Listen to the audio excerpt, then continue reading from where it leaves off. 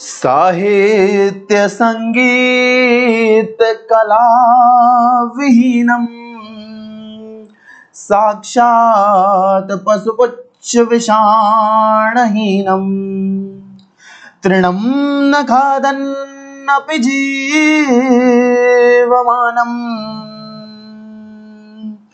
तद्भाग्यदेयं परं पशूनाम्। जय हिंद। मैं हिंदी भाषा और साहित्य का जिज्ञासु शोधार्थी आप सभी का स्वागत करता हूं आज की इस कक्षा के लिए। एक बार आप सभी भी कमेंट सेक्शन में लिख दीजिए कि मैं भी हिंदी सेवक। एक बार आप सभी लिख दीजिए कमेंट सेक्शन में, मैं भी हिंदी सेवक। आज से हम एक नई शुरुआत करने जा रहे हैं, एक बेहतरीन शुरुआत करने जा रहे हैं यूजीसी नेट जेआरएफ। ध्यान से देखिएगा, यूजीसी नेट जेआरएफ के लिए, यूजीसी नेट जेआरएफ के लिए मुख्य रूप से जो बच्चे, जो मेरे साथी तैयारी करना चाहते हैं दिसंबर वाले एग्जाम के लिए, तो वो अब इस नाव में बैठ सकते हैं। लगातार आपको तैयारी कराई जाएगी, कौन सी किताब से पढ़ना है, क्या कंटेंट पढ़ना है, क्या कंटेंट छोड़ना है, यह भी आपको ध्यान रखना होगा। आइए आज के इस सेशन में हम लोग डिस्कस करते हैं ऑफिशियल सिलेबस को। नेट जेआरएफ का ऑफिशियल सिलेबस क्या है वो हम डिस्कस करेंगे, और साथ ही साथ एक तो आज हम सिलेबस डिस्कस करने वाले हैं, ठीक है जी।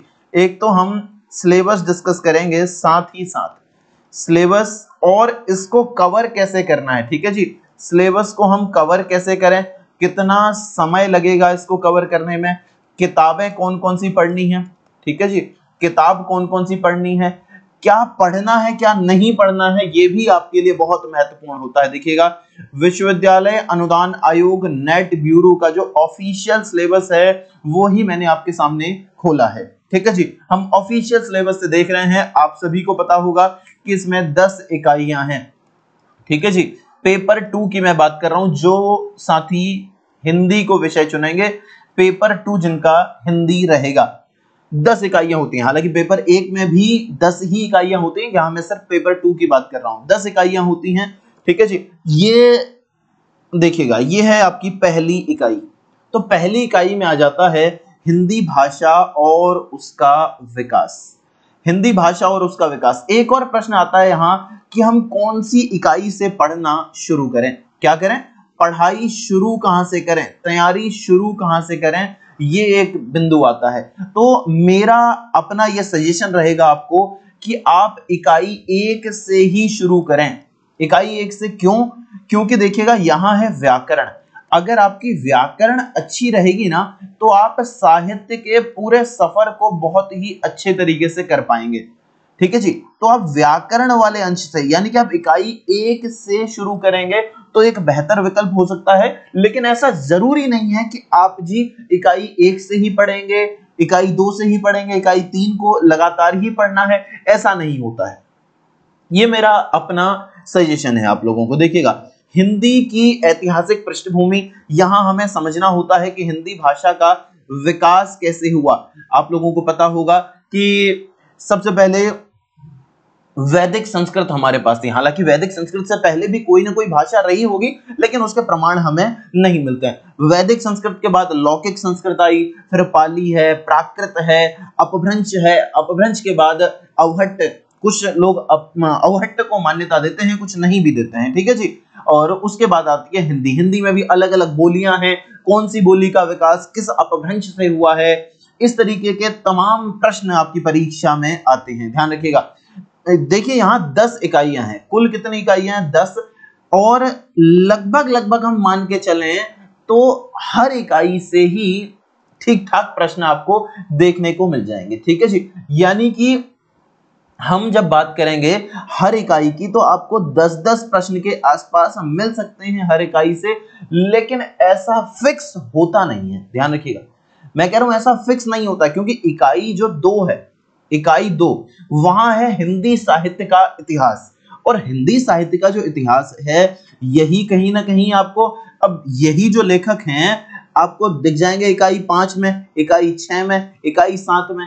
तो आप ये नहीं कह सकते कि वो इकाई 2 से क्वेश्चन है कि इकाई 6 से है। अगर किसी रचना विशेष का तब तो हम एक बार के लिए कह भी सकते हैं कि ये इसका, लेकिन यहां से ये देखिएगा हिंदी साहित्य का इतिहास जहां आता है, चाहे वो गद्य साहित्य का विकास हो, चाहे वो पद्य साहित्य का विकास हो, ये बहुत ही विस्तृत विषय है और इस पर हमें समय ज्यादा देना भी होता है। ठीक है जी, आपको भी देना ही पड़ेगा। और बाकी कैसे कैसे चलना मैं आपको बताता हूं। देखिएगा फिर से कह रहा हूं, जो साथी दिसंबर के लिए तैयारी करना चाहते हैं, ठीक है जी, जो साथी दिसंबर के लिए तैयारी करना चाहते हैं, लगातार जुड़े रहिएगा इस हिंदी सेवक चैनल के साथ। हिंदी सेवक हमारा ये चैनल है। मैं हिंदी का शोधार्थी हूं, मैं हिंदी का प्रेमी व्यक्ति हूं और हिंदी पढ़ना मुझे बहुत पसंद है और इसी क्रम में मैं आप लोगों को पढ़ाना चाह रहा हूं कि जी मैं जो ज्ञान के बलबूते यहां पहुंचा हूं वही ज्ञान आपको दे सकूं। अच्छा, एक शब्द आपने नया सुना होगा, नया तो नहीं है, ये जो शब्द आप ज्ञान पढ़ते हैं मेरे साथियों, इसे मैं ज्ञान पढ़ूंगा। बस आपको थोड़ी थोड़ी मेरे साथ चीजें सहज कर लेनी है अपनी भाषा की, तो आपको और मजा आएगा। देखिएगा ये ज धन य से बना होता है, तो इसका शुद्ध उच्चारण ज्ञान होना चाहिए, न कि ज्ञान। तो ज्ञान इसका उच्चारण नहीं होना चाहिए, यह गलत होता है, ज्ञान इसका शुद्ध उच्चारण होगा। ठीक है जी। अब देखिएगा हमने पाली, प्राकृत, अपभ्रंश इत्यादि को देखा, फिर हमने शौरसेनी, अर्धमागधी, मागधी, अपभ्रंश ये कौन कौन सी हैं, इन्हें हमें देखना होता है। उनकी विशेषताएं क्या क्या होती हैं, व्याकरण वहां का कैसा कैसा था, इसके बहुत अंदर तक नहीं जाना होता है हमें, लेकिन फिर भी इनके बारे में हमें पता होना चाहिए। अपभ्रंश, अवहट्ट, मैंने कहा ना अवहट्ट को कुछ लोग मान्यता देते हैं, कुछ लोग ऐसे भी हैं जो अवहट्ट को अपभ्रंश ही मान लेते हैं कि जी अपभ्रंश का ही जो बाद का रूप था वो अवहट्ट था, ऐसा। ठीक है ना। पुरानी हिंदी, अब पुरानी हिंदी का क्या संबंध था ये सब देखेंगे। आधुनिक आर्य भाषाएं और उनका वर्गीकरण, हिंदी का भौगोलिक विस्तार क्या है, हिंदी की उपभाषाएं कौन कौन सी हैं, पश्चिमी हिंदी, पूर्वी हिंदी, राजस्थानी, बिहारी तथा पहाड़ी वर्ग और उनकी बोलियां, ये सब हमने देखना। पहाड़ी हिंदी में चाहे वो कुमाऊनी हो, चाहे वो गढ़वाली हो, ठीक है ना, ये सभी हमें पढ़नी होती। खड़ी बोली जिसे कि हम कौरवी भी कहते हैं, जिस भाषा में मैं अभी आपसे बात कर रहा हूं ये खड़ी बोली ही है। ब्रज हमें देखनी होती है, अवधि की विशेषताएं हमने पढ़नी होती है, हिंदी के विविध रूप, हिंदी क्या है, उर्दू क्या है, दक्षिणी क्या है, हिंदुस्तानी किसे कहते हैं, ये सब हम देखेंगे। हिंदी का भाषिक स्वरूप क्या है, हिंदी के स्वनिम व्यवस्था क्या है, खंड और खंडेतर, ठीक है जी। हिंदी ध्वनियों का वर्गीकरण कैसे कैसे हम करते हैं, यहां से हम हिंदी के जो व्याकरण है उसके अंदर प्रवेश करना प्रारंभ करेंगे। हमें वर्णमाला को पढ़ना होगा। वर्णमाला के अंतर्गत चाहे स्वर हैं, चाहे व्यंजन हैं, चाहे हम अयोग वहां पढ़ें, ठीक है जी, इन्हें हम पढ़ते हैं। इनका क्या क्या वर्गीकरण होता है, सघोष कौन से होते हैं, अघोष कितने होते हैं, स्वरों की संख्या कितनी होती है। अच्छा, आप लोगों को पता होगा एक नया व्यंजन भी हिंदी वर्णमाला में आ गया है, कुछ ही समय हुआ है उसे आए, जिसे कि हम विशिष्ट ध्वनि के अंतर्गत रखते हैं, विशिष्ट वर्ण के अंतर्गत रखते हैं। एक बार कमेंट सेक्शन में बता दीजिएगा कि वो कौन सा वर्ण है, ठीक है ना। इसके बाद देखिएगा हिंदी की शब्द रचना हमें पढ़नी होती है। हिंदी में शब्दों का निर्माण 4 प्रक्रिया से होता है। एक है उपसर्ग प्रक्रिया, एक है प्रत्यय प्रक्रिया, एक है समास प्रक्रिया और एक है संधि प्रक्रिया। संधि भी कहीं पर लिखा होगा, ठीक है जी। तो शब्द रचना के 4 प्रकार होते हैं, उपसर्ग, प्रत्यय, समास और संधि, इनको हमें पढ़ना होता है। और हिंदी की रूप रचना क्या होती है, लिंग क्या होता है, वचन क्या होता है, कारक व्यवस्था, संज्ञा, क्या पढ़ेंगे इसे, संज्ञा पढ़ेंगे, संज्ञा मत पढ़िएगा। हालांकि आप संज्ञा भी पढ़ते हैं तो कोई दिक्कत की बात नहीं है, लेकिन मेरी भाषा को समझिएगा।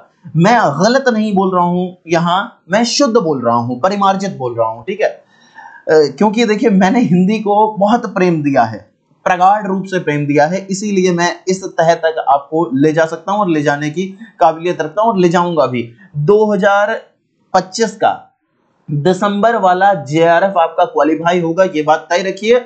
लेकिन आपको लगातार मेरे अनुसार चलना होगा। मैं आपको टाइम टेबल भी बना के दूंगा, ध्यान रखिएगा, और डांटूंगा भी जहां काम नहीं करोगे, जहां जितना दिया होगा वो काम नहीं करोगे तो वहां डांटूंगा भी। मैं आपको अपना पर्सनल व्हाट्सएप नंबर भी दूंगा, केवल व्हाट्सएप पर आपसे बातचीत करूंगा, ठीक है ना। कॉल पर तो नहीं कर पाऊंगा सारे, और कॉल आप कीजिएगा भी मत, ठीक है ना, व्हाट्सएप कॉल भी मत कीजिएगा। लेकिन वहां आपका कोई भी डाउट हो किसी भी तरीके का, मैं आपको अब हाथ पकड़ लिया है ना आपका, ये समझ लो कि जेआरएफ तक लेके चलूंगा, ये बात तय मान लो, ठीक है ना। क्रिया रूप हम देखेंगे, हिंदी के वाक्य रचना कि जी सरल वाक्य कौन सा होता है, संयुक्त कौन सा होता है, ठीक है, मिश्र कौन सा होता है, तरीके से इन्हें हम समझेंगे। इसी तरीके से ये तो रचना के आधार पर हो गए, और अर्थ के आधार पर भी वाक्य के भेद होते हैं। अर्थ के आधार पर 8 वाक्य के भेद हो जाते हैं। प्रश्नवाचक हो गया, निषेधवाचक हो गया, इस तरीके से विस्मयवाचक हो गया, अलग अलग प्रकार के वाक्य होते हैं, ठीक है जी। प्रयोग के आधार पर हम बोली क्या होता है, मानक भाषा क्या होती है, राजभाषा, राष्ट्रभाषा। कोई राष्ट्रभाषा है क्या? अभी भारत की कोई राष्ट्रभाषा है क्या? आप जानते हैं क्या? जी अभी कोई राष्ट्रभाषा नहीं है। हिंदी राष्ट्रभाषा नहीं है, ठीक है जी। हिंदी हम कई बार बोलचाल में कह देते हैं कि हमारी राष्ट्रभाषा है, राष्ट्रभाषा नहीं है, हिंदी राजभाषा है, ठीक है ना। संपर्क भाषा क्या है? संचार माध्यम और हिंदी, कंप्यूटर और हिंदी, ठीक है ना। हिंदी का मानकीकरण कैसे हो रहा है और हिंदी का आधुनिक वर्गीकरण क्या क्या होता है, जैसे ये हिंदी लिखा है तो अब हिंदी का ये रूप प्रचलित है, आपको पता होगा, बिंदी वाला। ये किसने कहा था जी? पंचमाक्षर के स्थान पर अनुस्वार का प्रयोग किया जाना चाहिए, ये प्रस्ताव किसने रखा था? एक बार आप कमेंट सेक्शन में मुझे बता दीजिएगा, ठीक है। जो जो मैं पूछता चलूं उन्हें आप बताते चलेगा। और संवैधानिक स्थिति क्या है हिंदी की और हिंदी की बोलियों की, वो देखेंगे मुख्य रूप से हिंदी।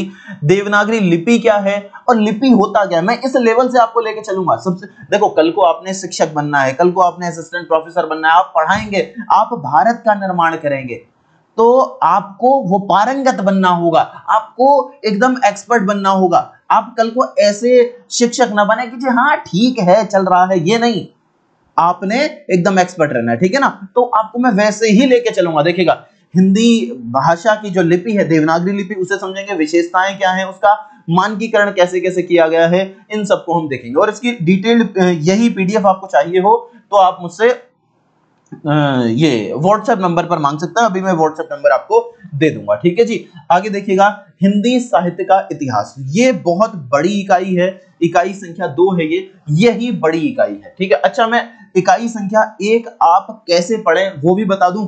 इकाई संख्या 1 जो आपने देखी ना, ये इसको आपने पढ़ना कैसे है, यहां से मैंने आपसे कहा कि शुरुआत यहां से कीजिए, ठीक है।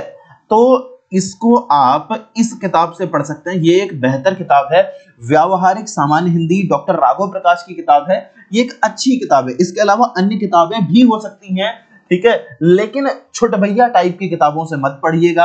आप नेट जेआरएफ के लिए तैयारी कर रहे हैं, आप असिस्टेंट प्रोफेसर के लिए तैयारी कर रहे हैं, तो अन्य कोई भी मार्केट की किताब से मत पढ़िएगा, मानक किताब हो, अच्छी किताब हो, उनसे पढ़िएगा। तो ये अच्छी किताबों में एक किताब मुझे लगती है, हालांकि मैं हिंदी व्याकरण की ही करीब करीब 30-40 किताबों का रेफरेंस लेके चलता हूं, लेकिन फिर भी ये एक अच्छी किताब है, आप इससे पढ़ सकते हैं, ठीक है जी।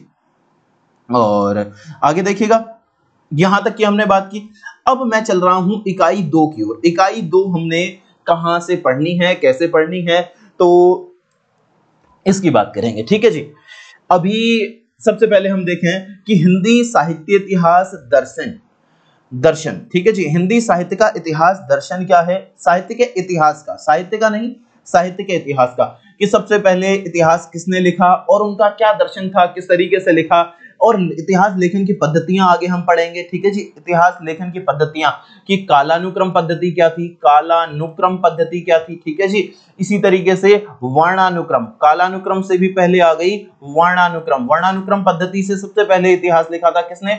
गारसा दतासी ने। किसने? गारसा दतासी। इनकी एक किताब थी, इनकी किताब का क्या नाम था? इस्तवार दला लिटरेचर एंदुये हिंदुस्तानी। इन्होंने सबसे पहले फ्रेंच भाषा में एक किताब लिखी, वो आगे आगे मैं बताता चलूंगा, अभी हम उसकी बात नहीं करेंगे, ठीक है ना। कालानुक्रम पद्धति हो गया, इसी तरीके से विधेयवादी पद्धति है, समाज शास्त्रीय पद्धति है, ठीक है ना।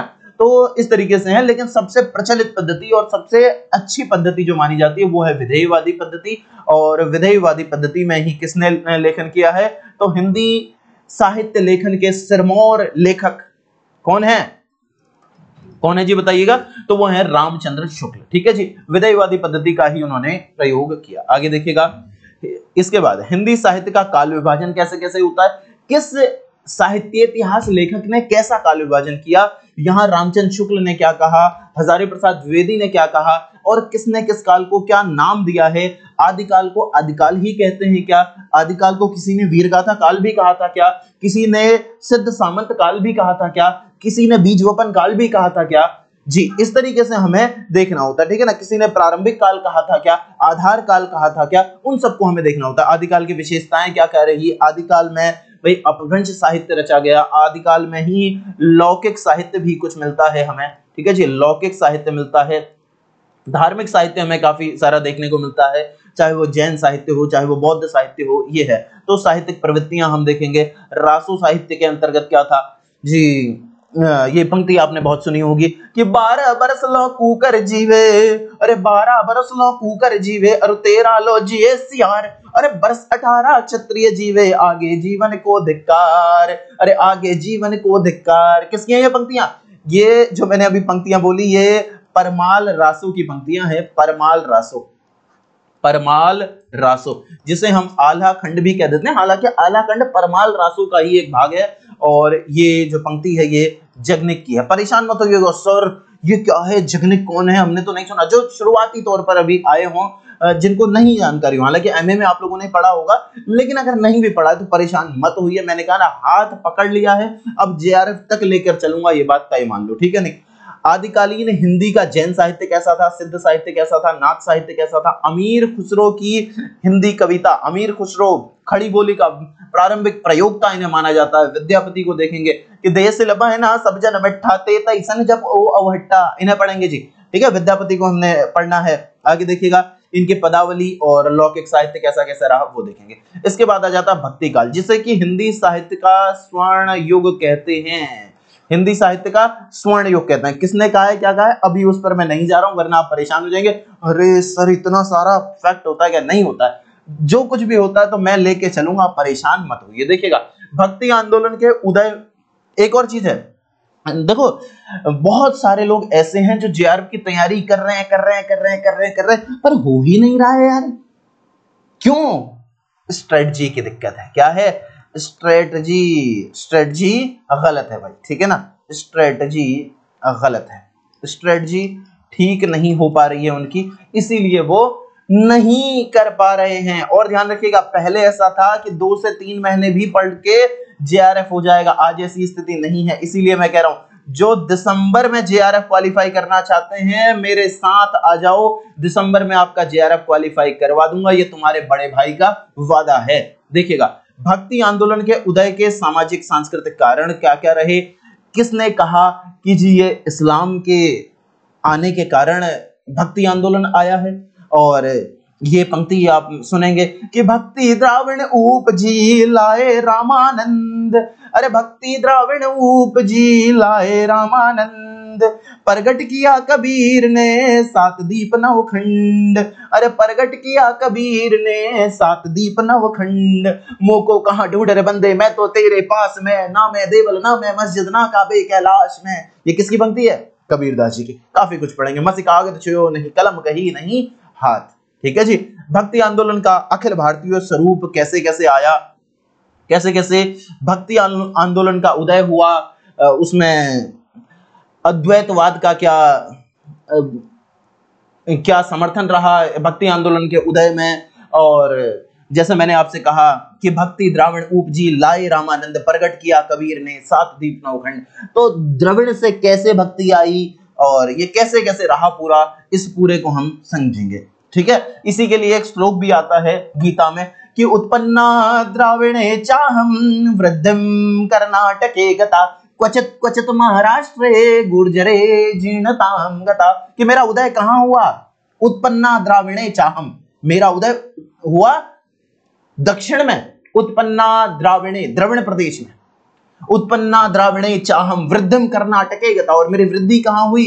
कर्नाटक प्रदेश में मेरी वृद्धि हुई। क्वचित क्वचित महाराष्ट्र, और कहीं कहीं महाराष्ट्र में भी मैं फली फूली, भक्ति ऐसा कह रही है। और गुर्जरे जीर्णताम गता, और गुजरात प्रदेश में, गुर्जर प्रदेश में जीर्ण क्षीण स्थिति हो गई, ठीक है जी। आगे देखिएगा इसके बाद, और उसका अंतरदेशीय वैशिष्ट हम समझेंगे कि कहां कहां कैसे कैसे विकास हुआ, इस सारी चीजों को देखेंगे, ठीक है ना। द्वैतवाद, अद्वैतवाद, विशिष्टाद्वैतवाद, द्वैताद्वैतवाद, सारे मतों को हम समझेंगे आगे।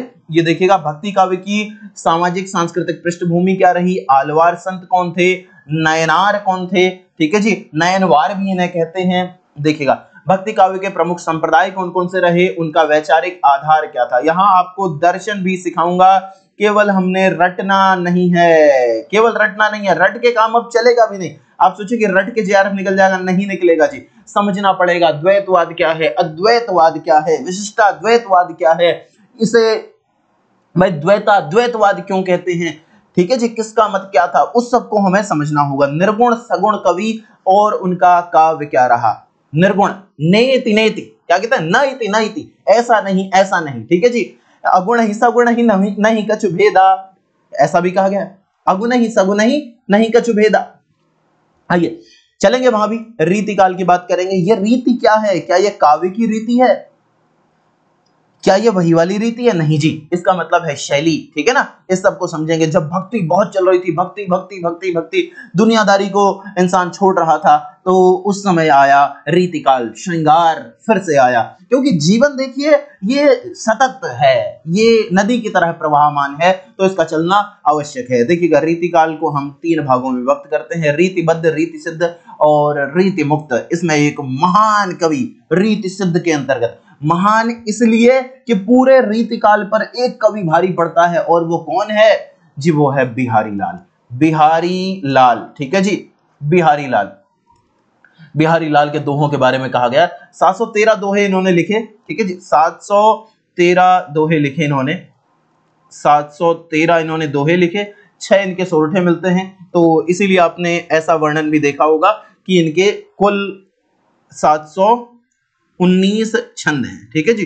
तो 713 तो उसमें दोहे हैं, 6 हैं सोरठे। तो ये बिहारी लाल हैं। बिहारी लाल के बारे में कहा जाता है कि सतसैया के दोहरे ज्यों नावक के तीर, अरे देखन में छोटे लगे घाव करें गंभीर, ठीक है ना। और रीतिकाल के आचार्यों की बात करेंगे कि कैसा कैसा आचार्यत्व रहा, कि घनानंद ने क्या कहा, केशवदास जी ने क्या कहा, अलंकार विषयक रचनाएं कौन कौन सी हैं, रस विषयक रचनाएं कौन कौन सी हैं, तो उन सबको देखेंगे। रीतिकाल के प्रमुख कवि और उनका काव्य, जो महत्वपूर्ण कवि हैं, ठीक है जी, उन्हें हमने पढ़ना है। यहाँ हम घनानंद को भी देखेंगे, प्रेम की पीर के कवि। हालांकि प्रेम की पीर के कवि अन्य भी रहे, लेकिन घनानंद उनमें महत्वपूर्ण थे।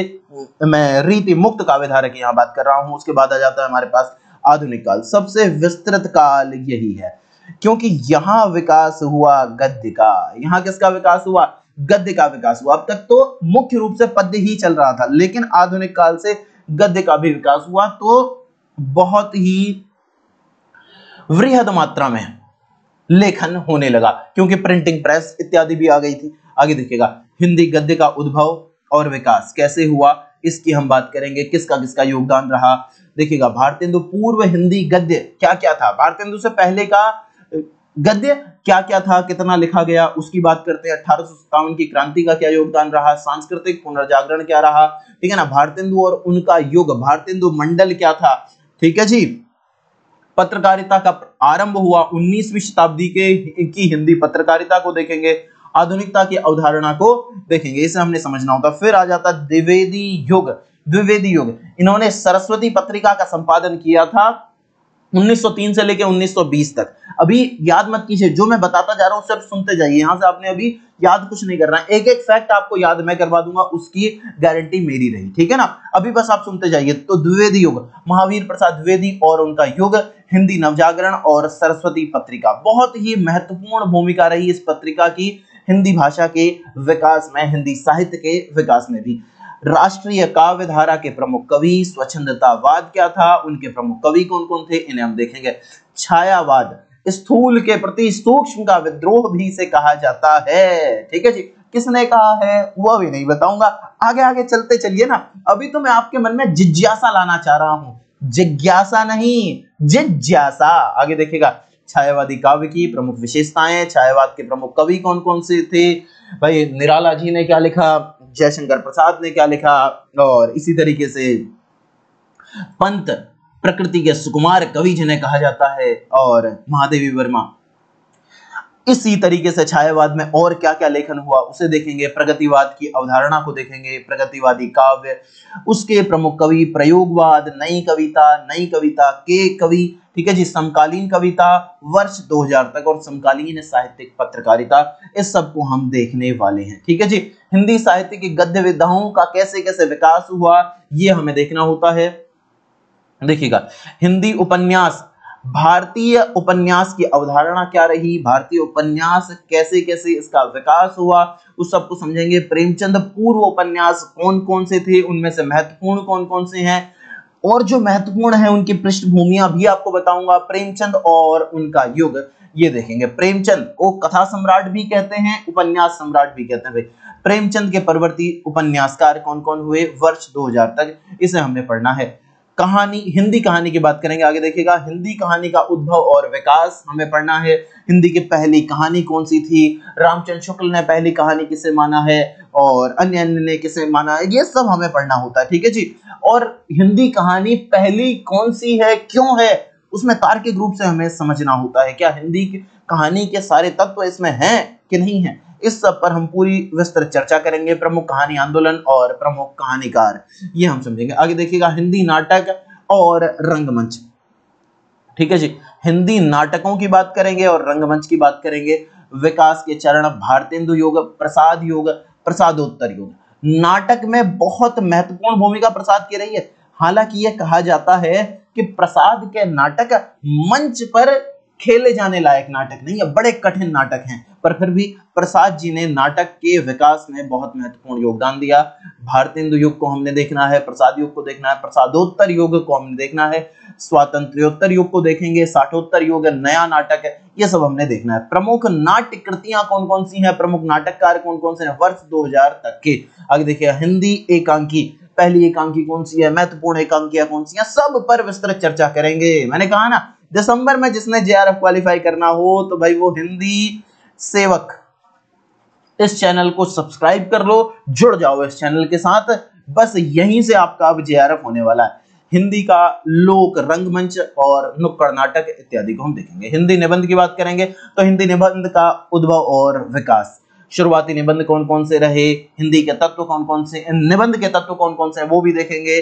ठीक है, निबंध के प्रकार कौन कौन से होते हैं, इन सब पर चर्चा करेंगे। महत्वपूर्ण निबंध और निबंधकार कौन कौन है वो भी देखेंगे।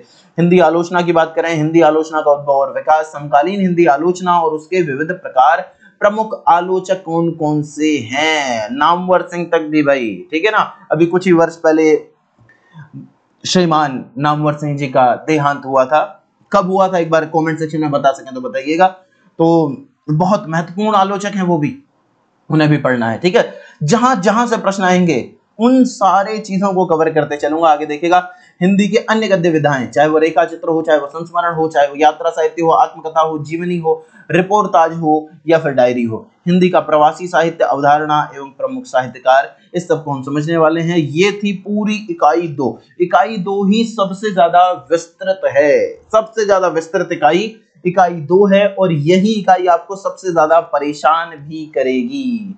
बहुत ही फैक्ट हैं इसमें, लेकिन क्या पढ़ना है, कैसे पढ़ना है, सब कुछ मैं लेके चलूंगा। बस आपने अब हाथ थाम लिया ना अपने बड़े भाई का, तो अब आप निश्चिंत हो जाओ। आपकी सारी चिंताएं अब मेरी, आपको जेआरएफ क्वालिफाई करवाना जिम्मेदारी मेरी। देखिएगा, तीसरी इकाई है साहित्य शास्त्र की। ठीक है ना, इसमें हम भारतीय साहित्य शास्त्र को भी देखते हैं और पाश्चात्य साहित्य शास्त्र को भी देखते हैं। सहितश्च भावः साहित्यम। ठीक है जी, सहित का जिसमें भाव हो वो साहित्य है, और उसका जो शास्त्र है उसे हम साहित्य शास्त्र कहते हैं। आगे देखिए, काव्य के लक्षण कौन कौन से हैं, काव्य हेतु किसे कहते हैं, काव्य प्रयोजन क्या है, तो इन सब पर चर्चा करेंगे। और काव्य शास्त्र, ये जो साहित्य शास्त्र आपको बहुत परेशान करता है ना, ईमानदारी से बोलो, करता है ना भाई परेशान, आज के बाद नहीं करेगा, ये बात भी आप तय मान लीजिए, नहीं करेगा आज के बाद। ठीक है ना, एकदम देखिएगा। इसके बाद देखिए जी, इसके बाद देखिएगा, क्योंकि मैं ऐसे लेके चलूंगा ना आपको इसमें साहित्य शास्त्र में, काव्य शास्त्र में, क्या आपको मजा आ जाएगा। और संस्कृत के जो श्लोक इत्यादि आते हैं, जो पंक्तियां आती हैं, उनसे आप परेशान रहते हैं ना, दिल पे हाथ रख के बोलो, सच में रहते हो ना, अब नहीं रहोगे, पक्की बात है नहीं रहोगे। ऐसे बताऊंगा ना यार, दिल के भीतर, दिल की परत के भीतर, उसकी परत के भीतर, वहां तक समा दूंगा इसे। देखिएगा, प्रमुख संप्रदाय और सिद्धांतों की बात करेंगे। ठीक है जी। प्रमुख संप्रदाय कौन कौन से रहे, कितने संप्रदाय हैं? कितने संप्रदाय हैं? साहित्य शास्त्र के प्रमुख संप्रदायों की बात करें तो कितने हैं? ये रस संप्रदाय, अलंकार संप्रदाय, रीति, ध्वनि, वक्रोक्ति, औचित्य, कितने हैं ये? 6 संप्रदाय। 6 के 6 संप्रदायों को हमें समझना होता है विस्तार में। रस संप्रदाय, अलंकार संप्रदाय, रीति, ध्वनि, वक्रोक्ति, औचित्य। ध्यान से सुनिएगा, यहां से बहुत प्रश्न आते हैं। ठीक है जी। और आत्मा कौन सी है साहित्य की, किसने क्या कहा, किसने क्या तर्क दिया, सब देखेंगे। देखिएगा, रस निष्पत्ति, साधारणीकरण, ये भी पढ़ना है।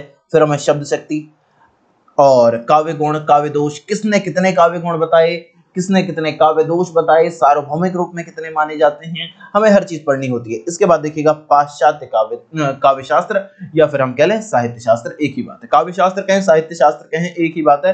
देखिएगा, जो काव्य है ना, काव्य का आज अर्थ कुछ ऐसा होने लगा है कि काव्य मतलब जी पद्य होगा। ऐसा होता है क्या? अरे ऐसा नहीं होता। काव्य का मतलब गद्य, पद्य, ठीक है जी, गद्य, पद्य, यहां तक कि चंपू काव्य सब इसमें आ जाता है। ये होता है काव्य। ठीक है, काव्य, तो इसमें ये सब आ जाता है। आज इसका एक संकुचित अर्थ चलने लगा है, इसीलिए आपके सिलेबस में साहित्य शास्त्र लिखा भी गया ताकि आप समझ पाएं। पर साहित्य शास्त्र और काव्य शास्त्र एक ही है। अरस्तु की बात करेंगे, अनुकरण सिद्धांत क्या है इनका, त्रासदी विवेचन क्या है, विरेचन सिद्धांत क्या है। ये पाश्चात्य काव्य शास्त्र भी आपको बहुत परेशान करता है कि सर एक बार के लिए भारतीय साहित्य शास्त्र तो समझ लेते हैं, पर ये पाश्चात्य वाला दिमाग खराब कर देता है। नहीं करेगा, पक्की बात है, नहीं करेगा। वर्ड्सवर्थ का काव्य भाषा सिद्धांत क्या है, कोलरिज का क्या है, टीएस इलियट का क्या है, ठीक है, निर्वैयक्तिकता का सिद्धांत क्या है, परंपरा की अवधारणा क्या है, सब कुछ समझेंगे। देखिएगा, आइए रिचर्ड्स मूल सिद्धांत क्या है इनके, संप्रेषण सिद्धांत क्या है, काव्य भाषा सिद्धांत क्या है, रूसी रूपवाद क्या है, नई समीक्षा, मिथक, फंतासी, कल्पना, प्रतीक, बिंब, इस सब को समझने वाले हैं। और साथ ही साथ इनके मैं आपको नोट्स भी प्रोवाइड करवाऊंगा, और ऐसे सटीक नोट्स होंगे ना, वो रामबाण होंगे। रामबाण क्या होंगे? रामबाण होंगे, ध्यान रखिएगा। आगे चलते हैं। इसके बाद ये है इकाई 4। इसमें अलग से बहुत ज्यादा मेहनत करने की जरूरत नहीं है। जो भारतीय नवजागरण है, स्वाधीनता आंदोलन के वैचारिक पृष्ठभूमि है, हिंदी नवजागरण, खड़ी बोली आंदोलन, फोर्ट विलियम कॉलेज, भारतेंदु युग, हिंदी नवजागरण इत्यादि, ये सब जो चीजें हैं ना, हम पहले से पढ़ के आ चुके हैं कहीं ना कहीं। ठीक है, महावीर प्रसाद द्विवेदी, हिंदी नवजागरण, गांधी दर्शन, अंबेडकर दर्शन, लोहिया दर्शन, थोड़ा सा ये हमें देखना। बहुत बहुत बड़ी यूनिट ये नहीं है, तो इससे ज्यादा परेशान आपको होना नहीं है। मार्क्सवाद, मनोविश्लेषणवाद, अस्तित्ववाद, उत्तर आधुनिकतावाद, अस्मितामूलक विमर्श, यहां से ये वाली चीजें ज्यादा महत्वपूर्ण है। दलित विमर्श, स्त्री विमर्श, आदिवासी विमर्श, अल्पसंख्यक विमर्श, ये विमर्श हैं तो छोटे छोटे, लेकिन ये बहुत मोटे हैं, ये समझ लेना। दलित विमर्श, बहुत प्रश्न आते हैं जी, स्त्री विमर्श, आदिवासी विमर्श और अल्पसंख्यक, यहां से प्रश्न बहुत आएंगे, स्टार लगा लीजिए इसे। ठीक है, बाकी बताऊंगा कैसे कैसे क्वेश्चन पूछे जाते हैं, कैसे सबको हमने टैकल करना, उस सब पर हम चर्चा करेंगे आगे की कक्षाओं में। जिसने सब्सक्राइब नहीं किया, सब्सक्राइब कर लीजिएगा भाई। हिंदी सेवक चैनल है आपका ये, और कमेंट में लिख के जाइएगा मैं भी हिंदी सेवक। ठीक है जी। दिसंबर में आपने अगर जेआरएफ क्वालिफाई करना है तो अब बिल्कुल सीरियस होकर तैयारी कीजिए, और जैसे जैसे मैं रूटीन बताऊंगा वैसे आपने चलना है। डेली रूटीन बताऊंगा जी, डेली का आपको एक रूटीन बताऊंगा, आपने उसे फॉलो करना है। जितना पढ़ने को कहूंगा उतना जरूर पढ़ना है, ठीक है, उससे ज्यादा पढ़ लो कोई दिक्कत नहीं, लेकिन उतना पढ़ना ही पढ़ना है। और कौन सी किताब से क्या छोड़ना है, जैसे सरस्वती पांडे, गोविंद पांडे हम पढ़ते हैं, ठीक है जी, वो सब पढ़ रहे होते हैं, वो प्रोफेसर भी पढ़ रहे होते हैं आपके, ठीक है जी, और वो हम लोग भी पढ़ रहे होते हैं, हम रिसर्च कर रहे हैं, हम भी पढ़ते हैं उसे, और उसी किताब को आप भी पढ़ रहे हैं, उसी किताब को छोटे बच्चे भी पढ़ रहे हैं। छोटे का मतलब जो BA वाले हैं वो भी पढ़ रहे हैं, बहुत महत्वपूर्ण वो किताब होती है। ठीक है जी, आगे देखिएगा। लेकिन वहां से सब चीज नहीं पढ़नी है, क्या क्या छोड़ना है उसके मैं ऐसे कुछ नोट्स आपको दे दूंगा ना, जो अंडरलाइन कर दूंगा, हाइलाइटर चला के आपको नोट्स दे दूंगा। मैं आपको एक बार नंबर दे दूं कि आपने किस नंबर पर मुझसे कांटेक्ट करना है, कि जिससे कि आप PDF वगैरह मांग सकें और आप कांटेक्ट कर सकें। ठीक है जी, मैं आपको 1 मिनट रुकिए, नंबर आपको ये दे रहा हूं। ठीक है जी, तो ये रहेगा आपका नंबर। अगली बार से मैं पीपीटी में ही लिखवा दूंगा इसे, देखिएगा। तो ये है 74, नोट कर लीजिएगा, लेकिन इस पर केवल व्हाट्सएप कीजिएगा, ठीक है जी, थोड़ा समय का अभाव रहता है। 7409 7409 300 एंड 209, ठीक है जी। 7409 फिर से बोल दे रहा हूं, अगर साफ लिखा नहीं समझ में आ रहा तो 7409 300 209, फिर से लिख रहा हूं, देखिएगा 7409 300 209, ठीक है जी। ये आपका नंबर रहेगा, आपकी सफलता यहीं से होकर जाएगी, ये रास्ता रहेगा आपका। देखिएगा आपके सिलेबस में इकाई 5 में क्या क्या है, तो आपने पढ़ना है पृथ्वीराज रासो रेवा तट, ठीक है जी। पृथ्वीराज रासो के लेखक कौन है पता ही है, खैर ये तो आपको ये बच्चों वाला प्रश्न हो गया, पर इसमें रेवा तट हमने पढ़ना। अमीर खुसरो की पहेलियां पढ़नी है, मुकरियां पढ़नी है, ठीक है जी। विद्यापति की पदावली पढ़नी है हमने। संपादक कौन है, डॉक्टर नरेंद्र झा, इनकी पुस्तक से पढ़ना है, और जो ऑथेंटिक वाला है वही पढ़ना, पद संख्या 1 से लेकर 25 तक, ठीक है। इन्हें घोल के पिला दूंगा, ये ध्यान रखना। विद्यापति हो, कबीर हो, जायसी हो, सूर हो, तुलसी हो, बिहारी हो, घनानंद हो, अरे वाह, तुम कहोगे मजा ही आ गया सर, मजा ही आ गया।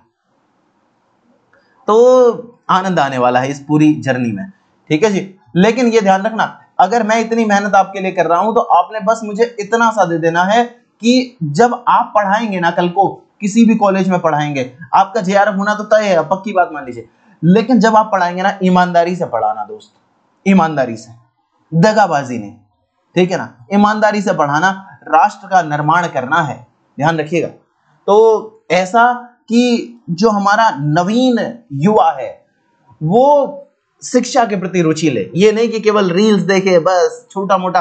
आज ग्रंथों को कोई पढ़ना ही नहीं चाह रहा है, आज अच्छी किताबों को कोई पढ़ना ही नहीं चाह रहा, सबको शॉर्ट नोट चाहिए। चलो अभी तो आप अपनी जर्नी के लिए, अपने जेआरएफ के लिए पढ़िए, लेकिन उसके बाद फिर आप गहराई से पढ़िएगा, कांटेक्ट में हमेशा रहिएगा, ठीक है ना। उसके बाद भी मैं आपको बताता चलूंगा कि आपने कैसे आगे शोध में भी कैसे हिंदी में रुचि करनी है, और सब कुछ देखिएगा। कबीर को हम पढ़ेंगे हजारी प्रसाद द्विवेदी जी के द्वारा जो संकलित है वो पढ़ेंगे, 160 से लेकर 209 तक के पदों को। जायसी ग्रंथावली रामचंद्र शुक्ल के द्वारा जो संकलित है, इसका हमने नागमती वियोग खंड पढ़ना है। सूरदास की बात करेंगे, भ्रमर गीत सार रामचंद्र शुक्ल के द्वारा संकलित है, पद संख्या 71 से लेकर 70 तक का।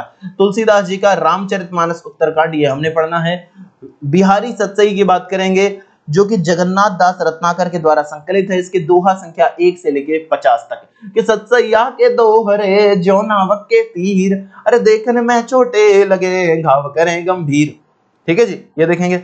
घनानंद कवित्त, जो कि विश्वनाथ प्रसाद मिश्र जी के द्वारा संकलित है, कवित्त संख्या 1 से लेके 30 तक हमने पढ़ना है। मीरा, ये विश्वनाथ त्रिपाठी जी के द्वारा जो संकलित है वो हमने पढ़ना है। प्रारंभ के 20 पद हम पढ़ेंगे। अयोध्या सिंह उपाध्याय हरिओद की रचना प्रिय प्रवास, मैथिली शरण गुप्त, भारत भारती और साकेत का 9वां सर्ग, बहुत ही महत्वपूर्ण सर्ग है ये साकेत का, ठीक है जी। जयशंकर प्रसाद आंसू, इस रचना को पढ़ना है। और कामायनी के हमने 3 सर्ग पढ़ना है, श्रद्धा, लज्जा, इड़ा, ठीक है जी। कि नारी तुम केवल श्रद्धा हो, विश्वास रजत नग पग तल में, अरे पीयूष स्रोत सी बहा करो जीवन के सुंदर समतल में, ये पढ़ेंगे। निराला जी को पढ़ेंगे, जूही की कली, जागो फिर एक बार, सरोज स्मृति, सरोज इनकी पुत्री थी जी, ये शोक गीति है। ये जो रचना है ये क्या है, शोक गीति है। राम की शक्ति पूजा पढ़ेंगे, कुकुरमुत्ता पढ़ेंगे। बांधो ना नाव इस ठाव बंधु, ये भी पढ़ना है हमने। सुमित्रानंद पंत, परिवर्तन और प्रथम रश्मि, ठीक है जी। महादेवी वर्मा की बात करेंगे, बीन भी हूं मैं तुम्हारी रागिनी भी हूं, मैं नीर भरी दुख की बदली, फिर विकल हैं प्राण मेरे, यह मंदिर का दीप इसे नीरव जलने दो, द्रुत झरो जगत के जीर्ण पत्र, ये हमने पढ़ना है। महादेवी वर्मा जी। आगे देखिएगा, रामधारी सिद्धनकर की बात करेंगे, उर्वशी, तृतीय अंक इसका हम पढ़ेंगे, ठीक है जी। और रश्मि रथी, ये हमने पढ़ना है। कि वर्षों तक वन में घूम घूम बाधा विघ्नों को चूम चूम सह धूप घाम पानी पत्थर पांडव आए कुछ और निकर, अरे सौभाग्य न सब दिन सोता है, देखें आगे क्या क्या होता है, मैत्री की राह बताने को, सबको सुमार्ग पर लाने को, भीषण विध्वंस बचाने को, भगवान हस्तिनापुर आए पांडव का संदेशा लाए। अब तो मैंने वहां लग ही रहा होगा, कितना मजा आने वाला है कक्षाओं में। देखिए नागार्जुन की बात करेंगे, कालिदास बादल को घिरते देखा है, अकाल और उसके बाद खुरदुरे पैर, शासन की बंदूक, मनुष्य हूं, ये हमने पढ़ना। आगे देखिएगा, सच्चिदानंद हीरानंद वात्स्यायन अज्ञे को पढ़ेंगे, कलगी बाजरे की, यह दीप अकेला, हरी घास पर क्षण भर, असाध्य वीणा और कितनी नावों में कितनी बार। आगे देखिएगा, भवानी प्रसाद मिश्र, गीत फरोश और सतपुड़ा के जंगल। आगे देखिएगा, मुक्तिबोध जी की रचना हमने पढ़नी है, भूल गलती, ब्रह्म राक्षस और अंधेरे में। लंबी कविताएं ये लिखा करते थे, इनमें से अंधेरे में ये भी लंबी कविता है, ब्रह्म राक्षस भी है, ठीक है जी।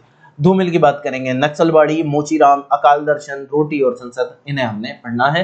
ये थी आपकी इकाई संख्या 5, इकाई संख्या 5, ठीक है। और ये इकाई भी आपको बहुत परेशान करती है, क्योंकि यहाँ जो काव्य वाला अंश है ना, वो कई बार पल्ले नहीं पड़ता। ये सूरदास ने क्या लिखा है, तुलसी ने क्या लिखा है, तो वो जो आपके पल्ले नहीं पड़ता ना, वहां एक एक शब्द को ऐसे समझाऊंगा, हर शब्द का अर्थ बताऊंगा। होता क्या है, जब आप किताबों में पढ़ते हैं तब भी आपको शब्दों का अर्थ पता नहीं लगता, ठीक है जी।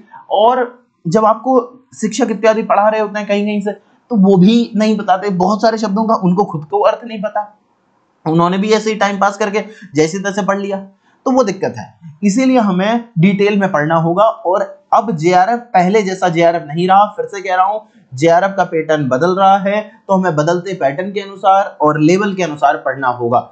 आगे देखिएगा, इकाई 6, इकाई 6 जिसमें कि उपन्यास हैं, हिंदी उपन्यास। देखिएगा, पंडित गौरीदत्त जी की रचना है, देवरानी जेठानी की कहानी, परीक्षा गुरु हमने पढ़ना है, गोदान बहुत ही प्रसिद्ध, इनमें से काफी सारे तो आपने पढ़े भी होंगे, मुझे लगता है गोदान तो पढ़ा ही होगा कम से कम सबने। शेखर एक जीवनी, बाणभट्ट की आत्मकथा, ठीक है जी, ये इकाई 6 के अंतर्गत है। और देखिएगा, फणीश्वर नाथ रेणु की रचना है, मैला आंचल, झूठा सच, यशपाल जी की रचना, मानस का हंस हमने पढ़ना है, भीष्म साहनी जी की रचना तमस पढ़नी है, राग दरबारी हम पढ़ेंगे, श्रीलाल शुक्ल की रचना है, जिंदगी नामा, कृष्णा सोबती जी की रचना, आपका बंटी बहुत बढ़िया रचना देखिएगा, और जगदीश चंद्र जी की रचना है, धरती धन अपना। बहुत बेहतरीन सिलेबस है, मजा आएगा आपको इस पूरी यात्रा में, ठीक है। दिसंबर का जेआरएफ समझो तय है, वहां लिस्ट में आपका नाम आना है, लेकिन रूटीन आपने फॉलो करना होगा, जैसे जैसे मैं बताऊंगा, जैसे जैसे तैयारी बताऊंगा वैसे वैसे कर लीजिए। ये बात तय रही, जेआरएफ कर लेंगे, कौन सा, दिसंबर का। फिर से कहूंगा, मैं अभी जुलाई वाले की बात नहीं करूंगा, अभी वाला का इसकी बात नहीं कर रहा हूं, मैं दिसंबर वाले की बात कर रहा हूं। दिसंबर का आपका जेआरएफ पक्की बात है हो जाएगा, और अभी से तैयारी शुरू कर दीजिए, ठीक है जी। आगे देखिए, हिंदी कहानी की बात करेंगे तो राजेंद्र बाला घोष की कहानी।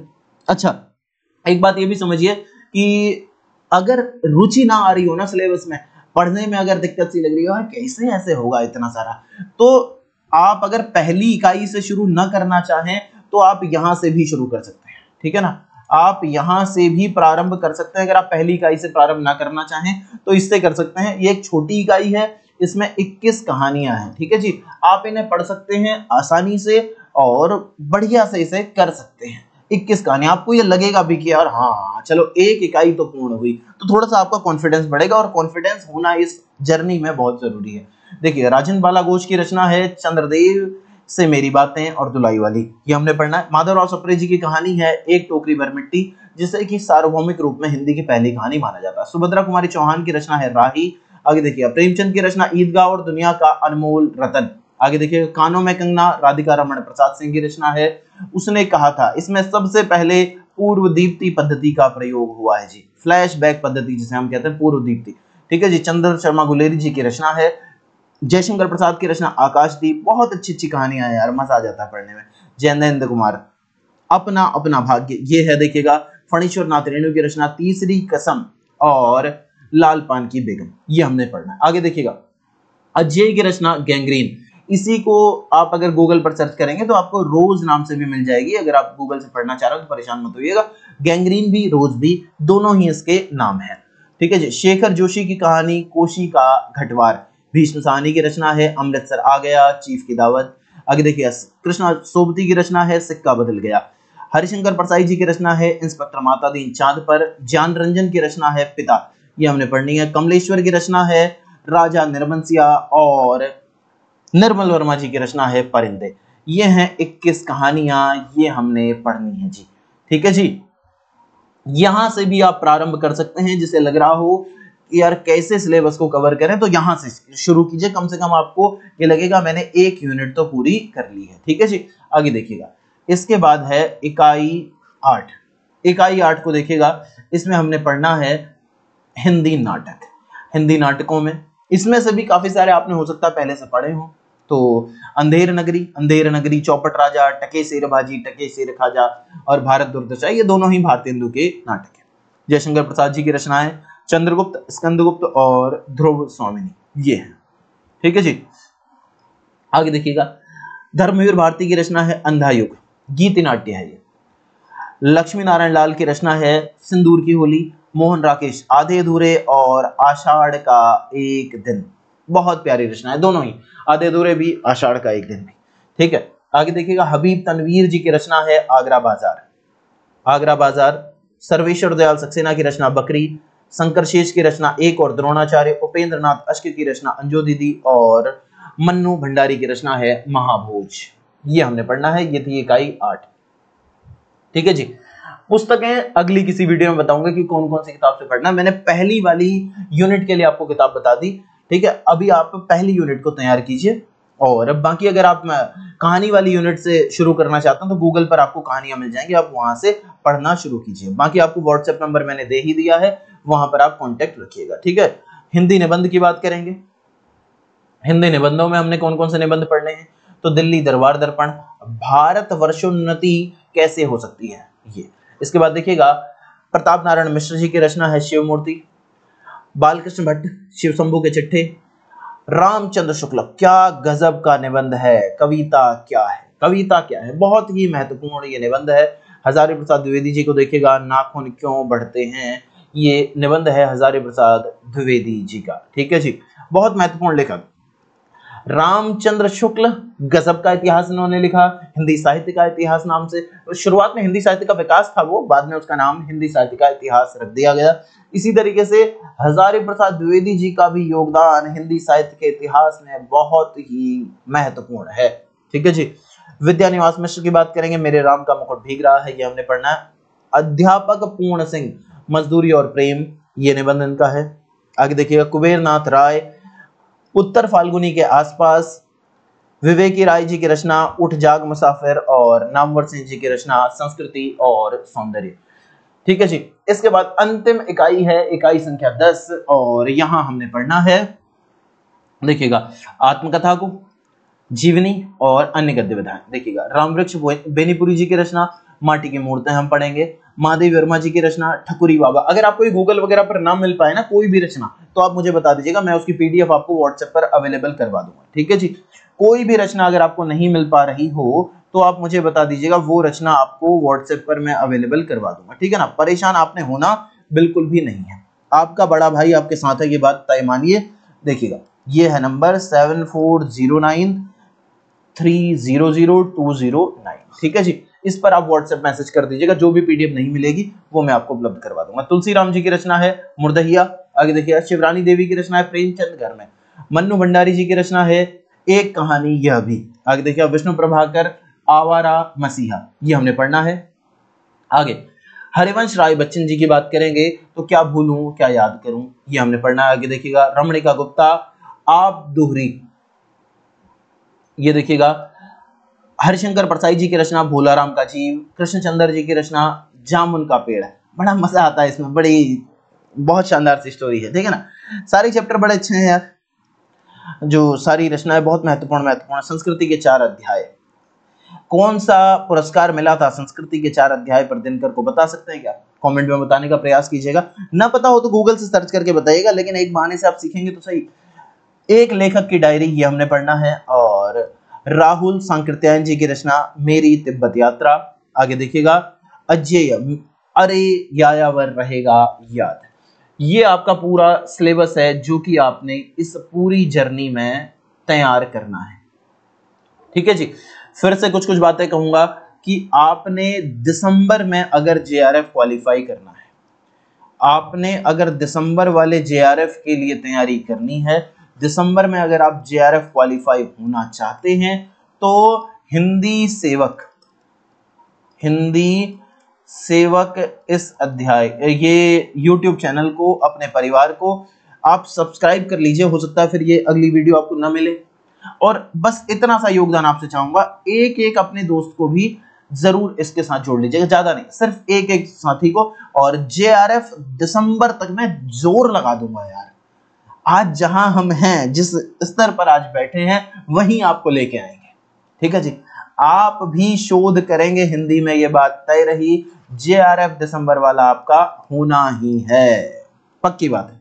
ठीक है ना, मेहनत करेंगे यार, बहुत बढ़िया तरीके से मेहनत करेंगे और आपको सफलता दिलाएंगे। हिंदी सेवक ये चैनल है और नंबर मैंने आपको दे ही दिया है, फिर से बोल दे रहा हूं, 7409300209 ये है व्हाट्सएप नंबर। इस पर आप मैसेज कर दीजिएगा, कोई भी पीडीएफ, कुछ भी, कहीं से कहीं तक कुछ भी आपको दिक्कत आए तो आप इस पर कांटेक्ट कर सकते हैं। और देखो, मैं डांटूंगा भी, पीटूंगा भी और रूटीन भी बना के दूंगा आपको। ऐसे नहीं होगा जेआरएफ कि बस मैंने कह दिया तो हो जाएगा, नहीं, मैं पूरा रूटीन बना के दूंगा। कौन सी किताब पढ़नी है, कौन सी नहीं पढ़नी है, किस पीडीएफ से पढ़ना, सब कुछ मैं बताऊंगा। लेकिन देखो, आपको मेहनत करनी होगी, ठीक है ना, पक्का मेहनत करेंगे, पक्की बात है ना।